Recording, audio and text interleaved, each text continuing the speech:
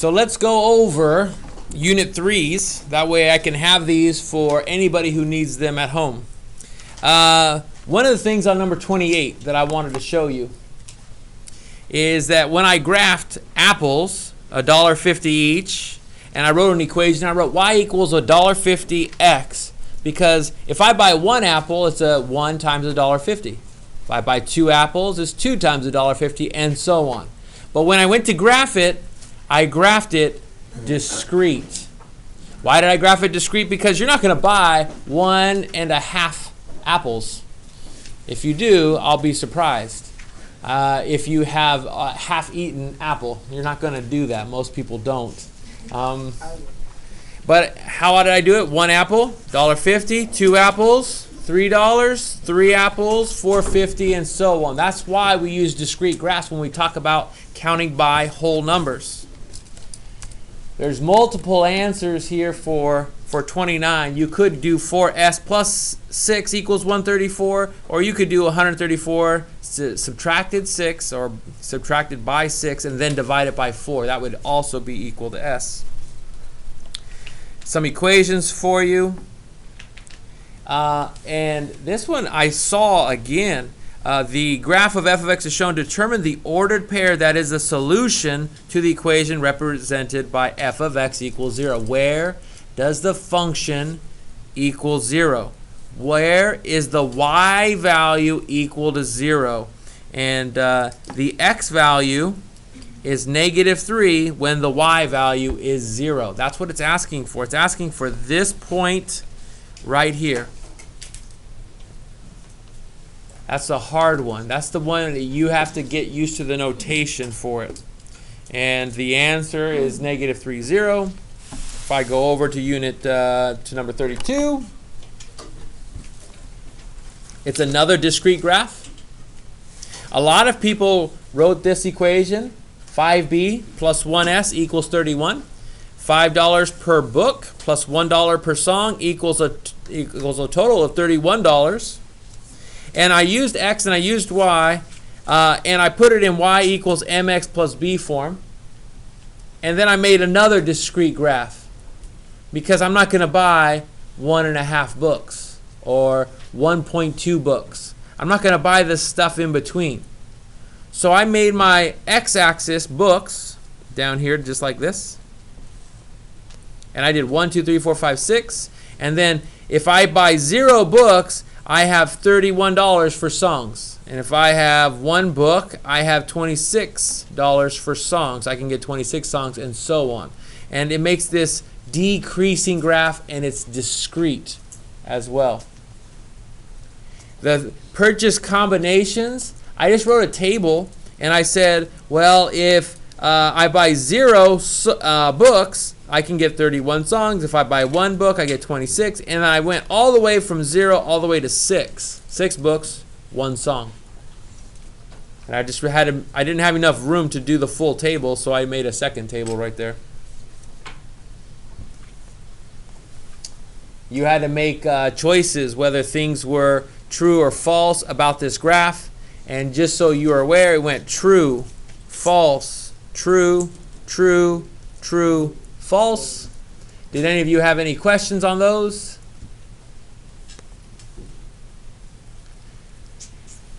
I'm hoping you remember slope-intercept form.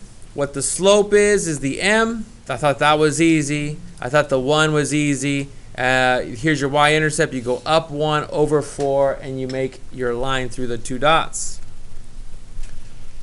Number 35, on the other hand, some of you have forgotten. As I was walking around last class, I saw some of you forgot the form of this one. So I'm going to write it down. Y minus y1 equals m times x minus x1. This is called point slope formula. And when we wrote it down, we wrote down opposite, opposite. I need to say that because some of you are going to forget. The opposite of what is next to the x, the opposite of what's next to the y, is where your x coordinate is and where your y coordinate is. So when I look at this and I see this x plus 1, The x-coordinate is the opposite of positive 1. The x-coordinate is negative 1. And over here, the opposite of negative 2 is positive 2. It goes through negative 1, positive 2. And on my graph, that's to the left 1 and up 2. I know it goes through this point.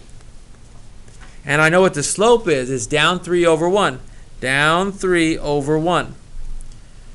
I did not even turn this into slope-intercept form, and I know some of you did, and that's okay. If you want to turn it to slope-intercept form, you can, but there will be some questions that say, what's the slope? And you should know that's the slope.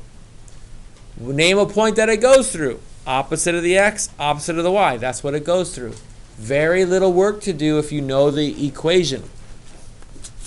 The last page of Unit 3 was actually taking that equation and then turning it into slope-intercept form. So if you did it the other way, you're kind of like, well, now it's asking you to distribute and to move the 2 over, and you get the same equation that has the same slope, and it has a y-intercept of negative 1. It's the same graph is what I mean when you finally get there. I think there's a typo on this.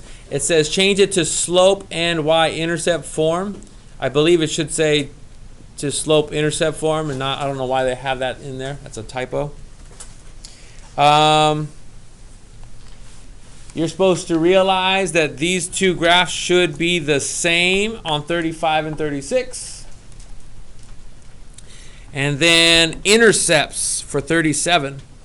The way that I taught how to do intercepts is that we had x's and y's, and we did things like this, where there was a 0 and a 0.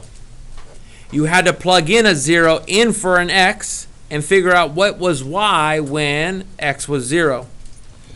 And this would be a y-intercept.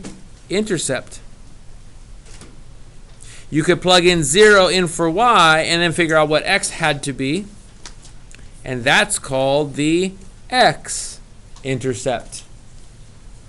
Here's my y-intercept, crosses the y-axis. Here's my x-intercept, crosses the x-axis, and I can graph the 2 points based off of those two intercepts. The last thing on 38 was changing this equation into slope-intercept form by subtracting 5x and dividing by 2. Do not forget that when you divide by 2, you divide this by 2, and this by 2, and this by 2. You divide everything by 2.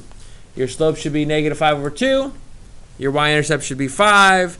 It goes through here, goes down 5 over 2, and it should be the same graph as 37. They're the same equation.